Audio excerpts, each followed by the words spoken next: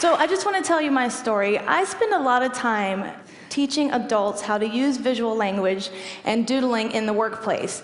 And naturally, I encounter a lot of resistance, right? Because it's sort of considered to be anti-intellectual and counter to serious learning.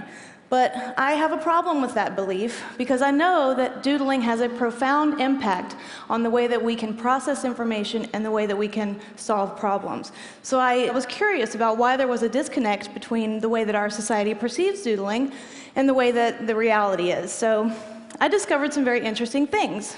For example, there is no such thing as a flattering definition of a doodle. In the 17th century, a doodle was a simpleton or a fool, as in Yankee Doodle.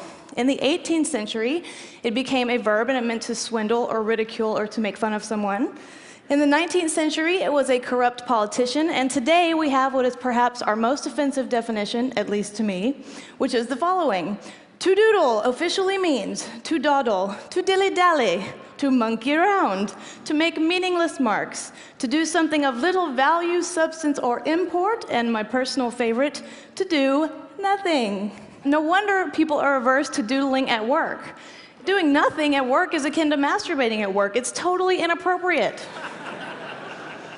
Additionally, I've heard horror stories from people whose teachers scolded them, of course, for doodling in classrooms, and they have bosses who scold them for doodling in the boardroom. There is a powerful cultural norm against doodling in settings in which we are supposed to learn something. And unfortunately, the press tends to reinforce this norm when they're reporting on a doodling scene, of an important person at a confirmation hearing and the like. They typically use words like discovered or caught or found out, as if there's some sort of criminal act being committed. And additionally, there is a psychological aversion to doodling. Thank you, Freud. In the 1930s, Freud told us all that you could analyze people's psyches based on their doodles. This is not accurate, but it did happen to Tony Blair at the Davos Forum in 2005, when his doodles were, of course, discovered, and he was labeled the following things. Now, it turned out to be Bill Gates' doodle. And Bill, if you're here, nobody thinks you're megalomaniacal. But that does contribute, right, to people not wanting to share their doodles. And here is the real deal. Here's what I believe. I think that our culture is so intensely focused on verbal information that we're almost blinded to the value of doodling.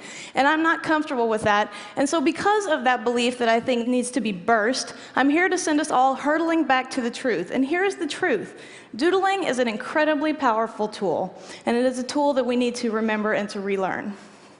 So here's a new definition for doodling, and I hope there's someone in here from the Oxford English Dictionary, because I want to talk to you later. Here's the real definition. Doodling is really to make spontaneous marks to help yourself think. That is why millions of people doodle.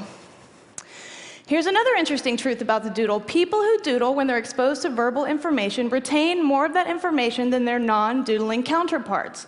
We think doodling is something you do when you lose focus, but in reality, it is a preemptive measure to stop you from losing focus.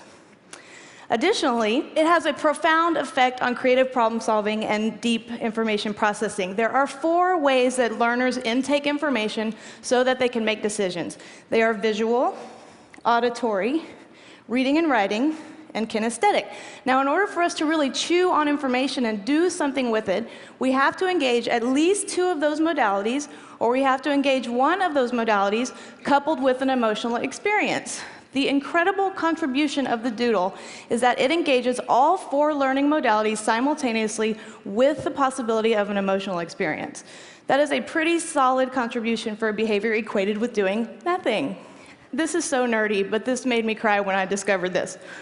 So they did anthropological research into the unfolding of artistic activity in children, and they found that across space and time, all children exhibit the same evolution in visual logic as they grow. In other words, they have a shared and growing complexity in visual language that happens in a predictable order. And I think that is incredible. I think that means doodling is native to us, and we simply are denying ourselves that instinct. And finally, a lot of people aren't privy to this, but the doodle is a precursor to some of our greatest cultural assets. This is but one. This is Frank Gehry, the architect's precursor to the Guggenheim in Abu Dhabi. So here's my point. Under no circumstances should doodling be eradicated from a classroom or a boardroom or even the war room. On the contrary, doodling should be leveraged in precisely those situations where information density is very high and the need for processing that information is very high. And I will go you one further. Because doodling is so universally accessible and it is not intimidating as an art form, it can be leveraged as a portal through which we move people into higher levels of visual literacy. My friends, the doodle has never been the nemesis of intellectual thought. In reality, it is one of its greatest allies. Thank you.